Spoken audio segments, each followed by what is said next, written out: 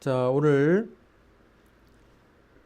칼빈주의 5대 교리 튤립의 마지막 P에 해당하는 부분입니다.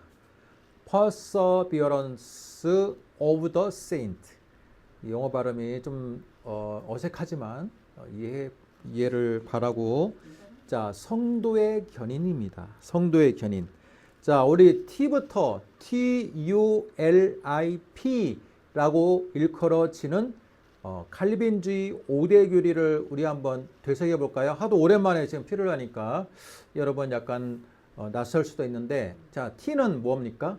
T, Total Depravity, 전적 타락. 그 다음에 U는요, Unconditional Election, 무조건적인 선택. 그 다음에 L, Limited Atonement, 제한 속죄. 그 다음에 I는 뭡니까? Irresistible Grace, 저항할 수 없는 은혜. 그리고 오늘 마지막 P에 해당하는 건 뭡니까? Perseverance of the Saint, 성도의 견인입니다. 자, 이 5가지가 굉장히 기계적으로 맞물려 있습니다. 어떤 한 교리가 틀어줄 수가 없는 것처럼, 마치 시계의 태엽처럼 굉장히 시계 안에 있는 여러 톱니바퀴처럼 딱 맞물려 있는 교리이기 때문에 그 교리들이 하나의 굉장한 한 쌍을 이룬다라고 볼 수 있습니다. 반면에 튤립과 전혀 상당한 거리가 있는 교리가 무엇이었습니까? 알미니안의 5대 교리입니다. 역사적으로 보면 알미니안의 5대 교리가 먼저 발표가 됐고, 그것에 대항하기 위해서 개혁주의의 신학자들이 모여서 칼빈주의의 5대 교리를 발표한 겁니다. 자, 그러면 칼빈주의 튤립과 반대되는 알미니안의 교리, 전적 타락이 아니라 인간은 부분 타락이다. 그리고 무조건적인 선택이 아니라 조건적인 선택이다. 하나님이 인간을 구원할 자를 선택할 때 무조건적으로 로또같이 돌려가지고 선택하는 게 아니라, 하나님은 은혜 줄 자에게 은혜를 것처럼 은혜 받을 만한 뭔가의 조건을 갖추고 있기 때문에 선택을 했다라는 거야. 그게 알미니안의 교리입니다. 그 다음에 제한 속죄가 아니라 보편 속죄. 우리 모든 인류를 위한 보편 속죄다라는 거고요.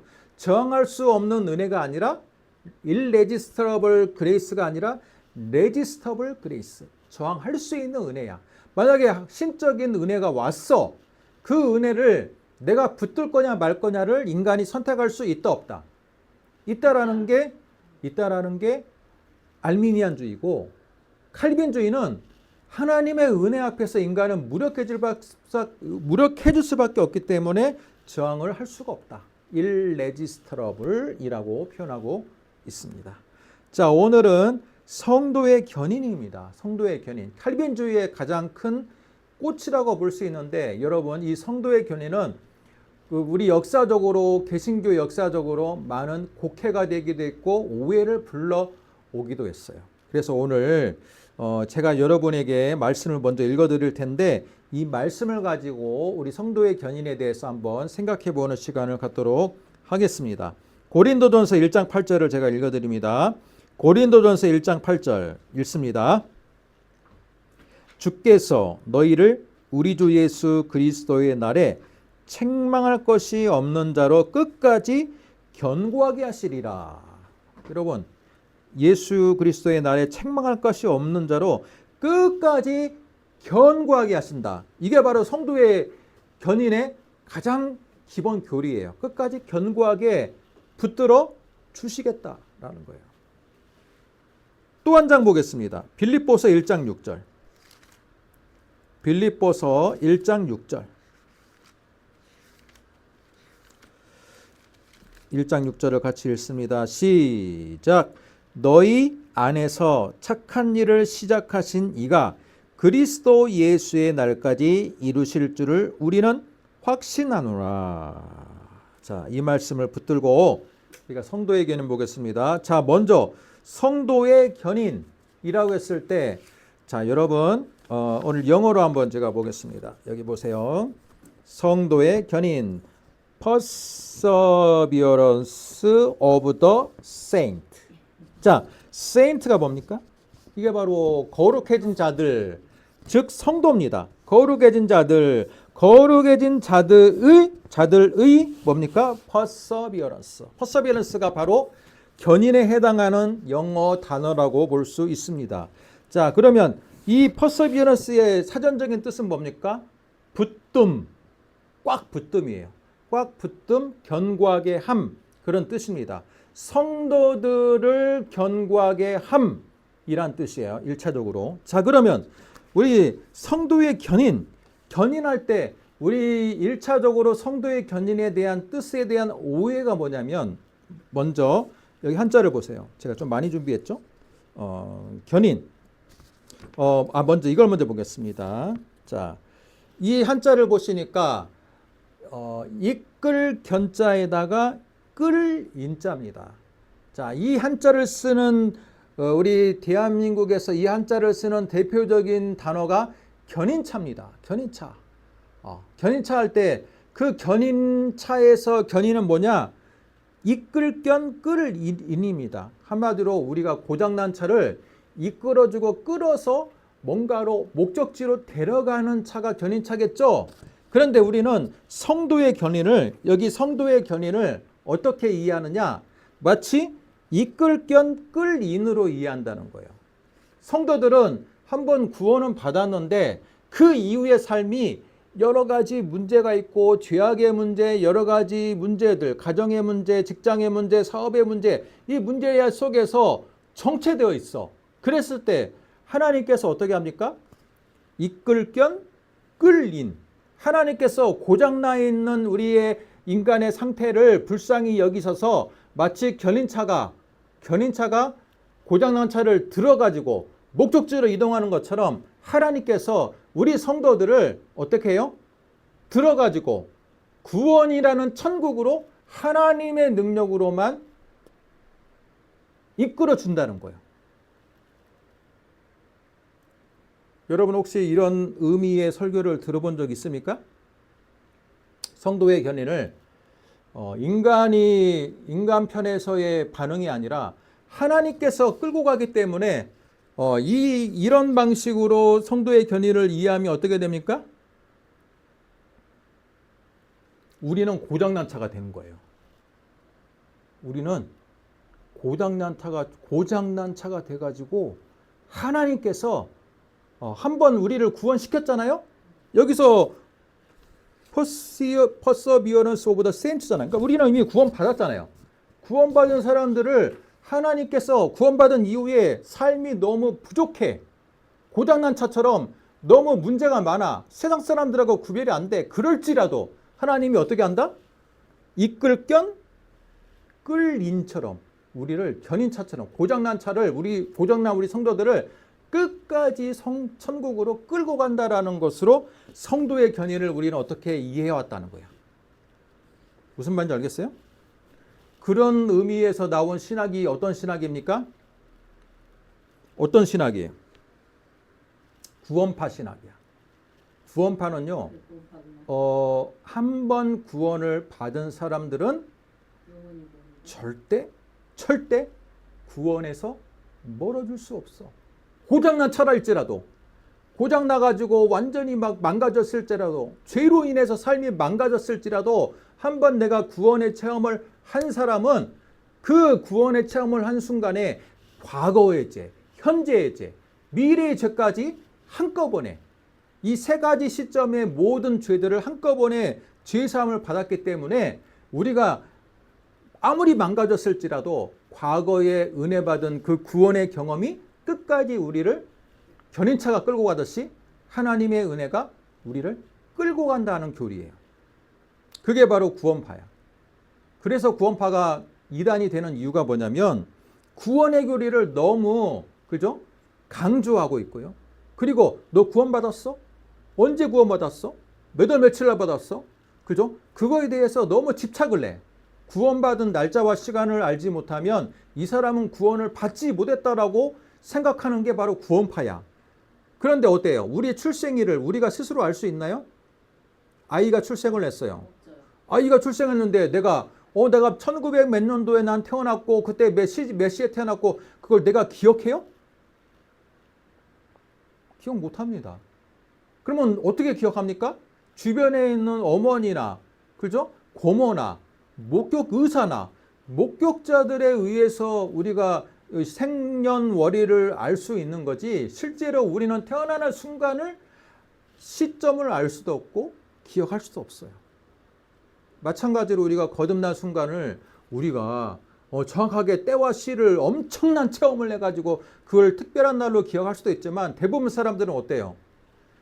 우리도 모르는 사이에 마치 아이가 태어나는 것처럼 어느 순간에 우리는 거듭나 있는 거예요. 그런데 구원파는 그렇지 않아. 너 정확하게 때와 시를 모르면 너는 태어난 게 아니야. 그런 논리하고 똑같은 거예요. 너 정확하게 태어난 시점을 모르니까 너는 태어난 게 아니야. 이게 맞는 말입니까? 틀린 말입니까? 틀린 말이에요. 그런데도 구원파는 그거에 의해서 계속 따지는 거야. 너 그 시점을 모르면 넌 태어난 게 아니야. 그런 논리하고 똑같아요.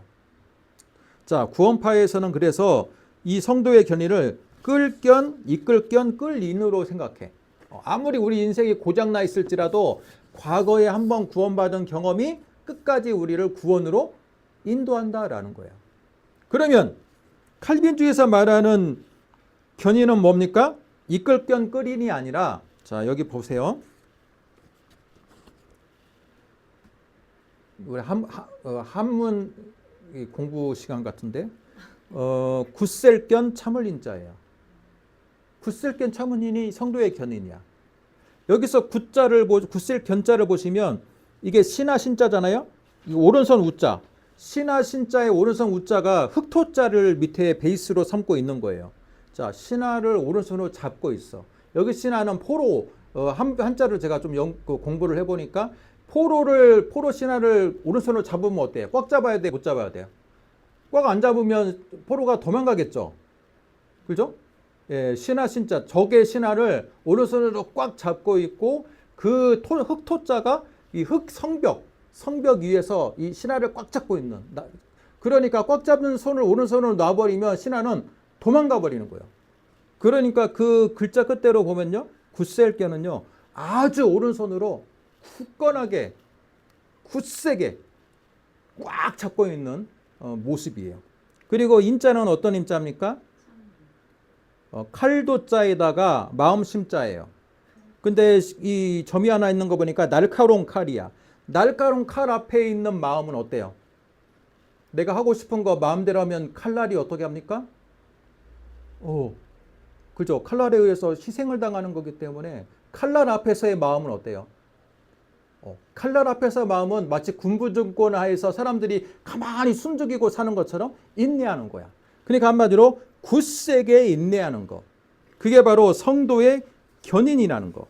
그럼 뭡니까? 성도의 견인의 뜻은 신자들에게 굳세게 굳건하게 신앙생활을 할 수 있도록 붙들어 주신다라는 뜻이야. 뭐 고장난 차를 끝까지 이 천국으로 인도한다라는 뜻이 아니라 어떤 뜻이에요? 성도들이 넘어질지라도 굳건하게 붙들어 주신다. 여기서 주어는 누굽니까? 내가 굳건하게 붙들어야 돼? 나 믿음 나 옛날에 구원받았지. 구원받았으니까 내가 지금 삶이 망가졌을지라도 다시 믿음을 굳건하게 붙들어야지. 내가 결단하는 게 아니야. 성도의 견인에서의 주어는요, 하나님인 거예요. 신자가 아무리 구원 이후의 삶이 그죠? 부족할지라도 믿음을 잃지 않도록 하나님께서 굳건하게 어떻게 한다고요? 굳건하게 참도록 인내하도록 하나님께서 도와주시고 은혜를 계속 공급해 주신다는 뜻이야. 예. 자, 그래서 고린도전서 1장 8절을 보니까 주께서 너희를 우리 주 예수 그리스도의 날에 책망할 것이 없는 자로 끝까지 어떻게 한다? 끝까지 견고하게 하시리라. 그러니까 그리스도의 날까지, 그러니까 너희들 죽을 때까지, 그리스도의 재림의 날 때까지 너희들이 책망할 것이 없는 자로 끝까지 견고하게 하도록 하나님께서 붙들어 주신다는 거예요. 여러분, 성도의 견인은 바로 그런 의미예요. 여기 보세요. 성도의 견인은 우리가 그죠? 천국에 갈 때까지 굳건하게 붙잡아 준다는 뜻이지, 우리가 고장난 차가 돼가지고 막 구원받은 이후에 막 헐레벌떡 막 세상에 막 취해가지고 살아도, 고장난 차가 되어도 마치 고장난 차를 하나님께서 불쌍히 여기서 끌고 간다는 의미가 아니라는 거예요. 예. 그렇게 고장난 차를 끌고 간다는 의미가 곡해되면 어떤 교리가 생기느냐? 한 번 구원은 영원한 구원 교리가 탄생하는 거야. 그래서 영화 지식인들이나 세상의 지식인들이나 영화 감독들 가운데 이창동 감독 같은 경우는 기독교를 굉장히 비판합니다. 그들의 영화에서. 그 뭐예요? 한 번 구원은 영원한 구원이니까, 내가 한 번 구원을 체험하고 나면 그 다음에는 남이 뭐 나로 인해서 속상하거나 말거나 나로 인해서 피해를 받거나 말거나 내 마음은 평안하다라고 그 영화에서 그렇게 그리고 있는 거예요. 그게 바로 영화 밀양에서 이창동 감독이 어떻게 그립니까? 그죠? 미술학원 원장, 그 학원 원장이 그 전도연 그 아들을, 전도연이라고 하는 그 피아노 원장의 아들을 이제 이게 원장 관계였는데, 이 원장이 피아노 원장이었던 전도연 씨가 돈이 많은 것처럼 행세를 하니까 이 사람한테 이제 이 뭔가 뜯을 게 있을까 해가지고 아들을 납치한 거야. 나중에는 납치했는데 죽였어. 그래가지고 감옥에 갔어. 근데 전도연 씨가 그거에 대한 스트레스를 받아가지고 어떻게 합니까? 교인들한테 이제 위로를 받고 은혜를 받은 거야. 교회가, 소위 말해서 교회 가지고 은혜를 받았어. 은혜 받으니까 그 학원 원장도 불쌍한 사람 같아. 그래서 만나러 갑니다. 교도소에 만나러 가요. 그런데 만나러 간 순간 그 학원 원장이 얼굴이 어때요? 여러분 영화를 안 보셨구나. 네. 영화를 보면요, 그 학원의 원장이 너무 평안한 거예요. 너무 평안한 거예요. 원래 살인자면 평안해야 돼요, 안 평안해야 돼요? 양심이 없는 사람들은 안 평안하죠. 평안할 수가 없죠. 내가 사람을 죽여가지고 지금 내가 무기수가 될지 어떻게 될지 사형수가 될지 모르는 상황인데, 그런데 얼굴이 갑자기 평안해지고 뭐라고 이야기하냐면, 내가 감옥에서 잠도 못 자고 너무 이렇게 힘들었는데 감옥에서 내가 복음을 듣고 내가 예수님을 영접했다는 거예요. 영접하고 보니까 신의 용서를 받으니까 내 마음이 어떻다? 너무 평안해졌다는 거예요. 그걸 보고 전도연 씨라고 하는 그 피아노 원장이 어떻게 합니까? 충격을 받았어. 충격을 받았습니다. 아니, 인간의 용서가 먼저지 어떻게 신의 용서가 먼저냐. 신의 용서를 받고 인간 편에서의 이 자신이 살인을 저질렀던 그 어머니한테 만났을 때 사죄를 먼저 하고, 그죠? 자신의 죄를 뉘우치는 게 먼저인데, 이 사람은 나는 당신이 어떻든 간에 나는 신의 용서를 받았다. 그래가지고 내 마음 평안하다, 이렇게 영화에서는 그리고 있어요. 물론 극단적인 얘기겠지만 거기서 말하고자 하는 건 뭡니까? 그리스도인들이 너무 무책임하다는 거예요.